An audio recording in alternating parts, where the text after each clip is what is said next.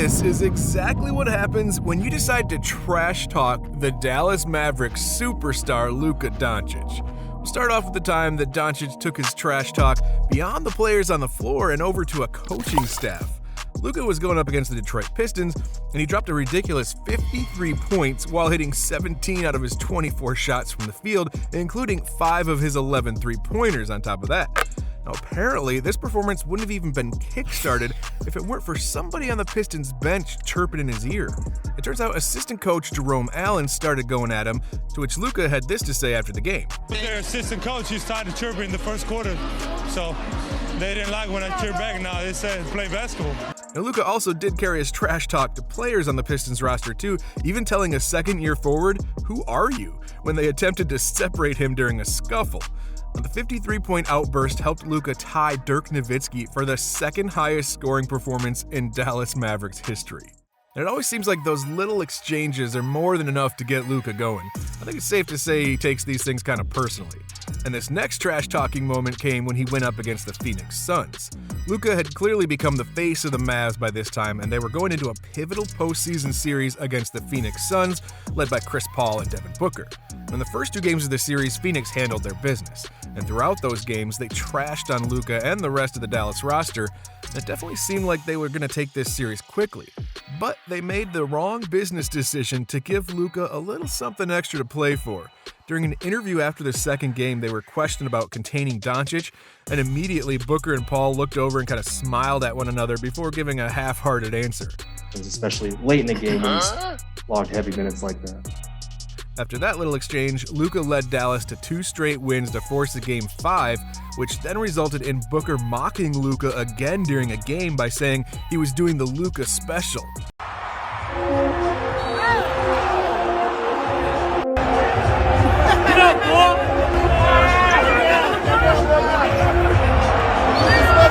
And that's not all that happened either, as Booker and Luka got into it a few more times over the next couple games. One of the most notable times was when Luka attempted to hand the basketball back to a referee during a dead ball.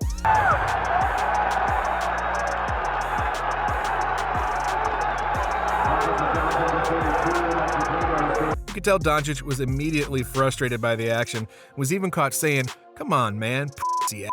I mean, seriously, Book, you didn't need to give a generational kind of player more fuel when you needed it the most in a series that would end up going 7 games. That extra motivation became evident towards the end of the series after that basketball incident. Luka was walking out onto the floor when he told the cameras, "Everybody acting tough when they up." Everybody acting tough when they up. Everybody acting tough. He wound up being correct, too, as he dismantled the Suns in Game 7 to help push his team further into the postseason while sending both Booker and Paul packing early. I'm just really happy we got this one. I'm so happy. It hurts. But as a team, we just have to own it.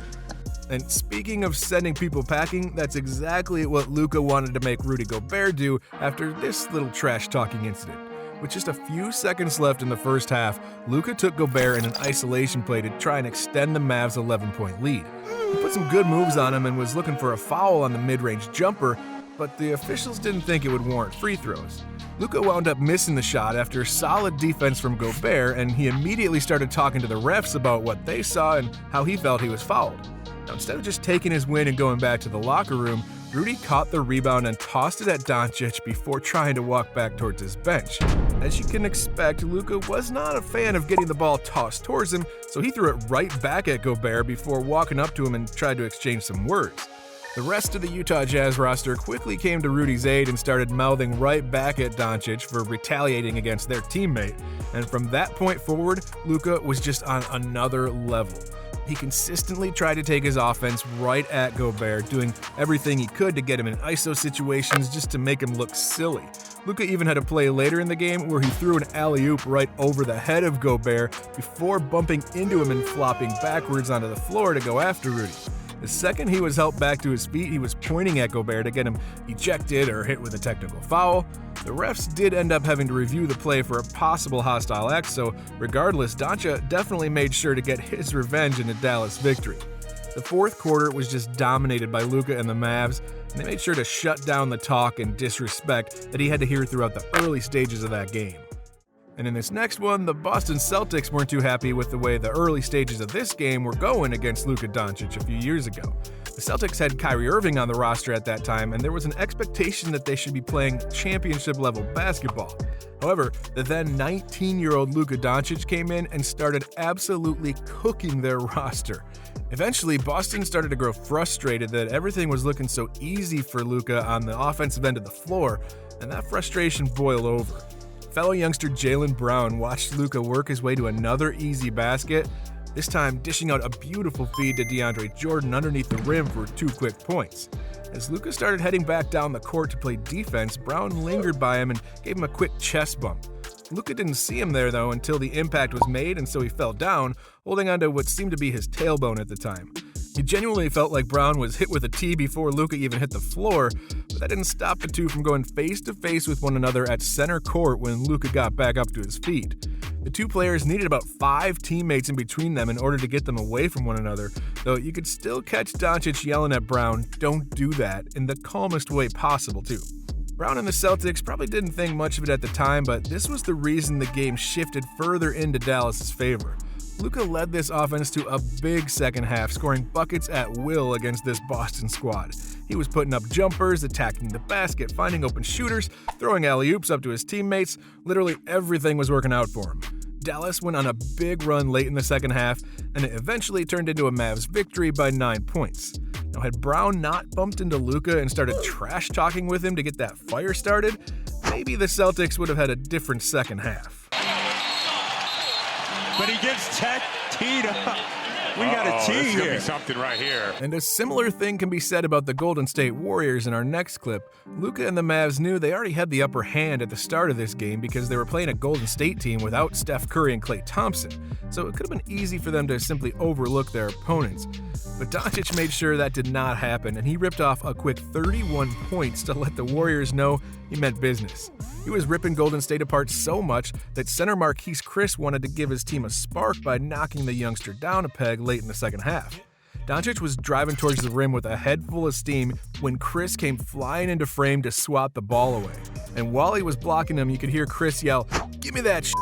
After the block, you could see Luka stare at Chris for a second to really understand what happened, and that's when Chris sent him a little shove to get him away and focus on the play at hand.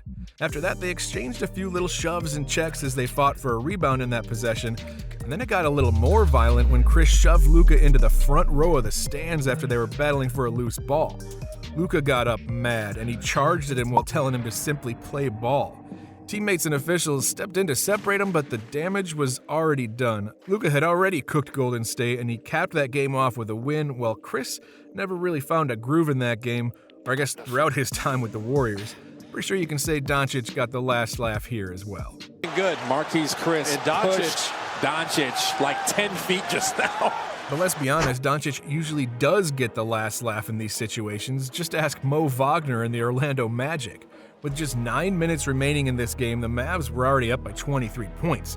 That's when an Orlando player hit a meaningless bucket while drawing a foul to cut the lead down to 21.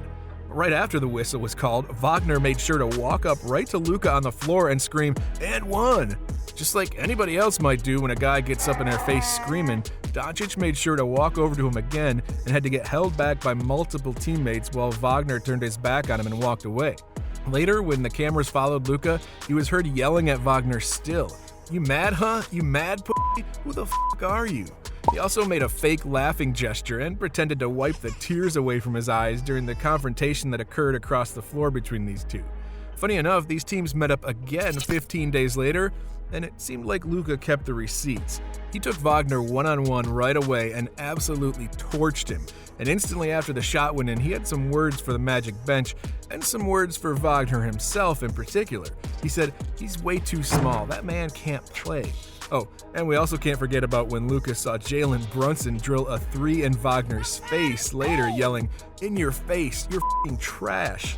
Don't worry though, this continued throughout the remainder of the game in a Dallas victory. This wasn't just a regular trash-talking moment. Luka straight up killed this man. Drive there by Suggs and a score for the rookie. There's some more chippiness going on. Between his legs, got the step high off the glass, and more fun from Luka.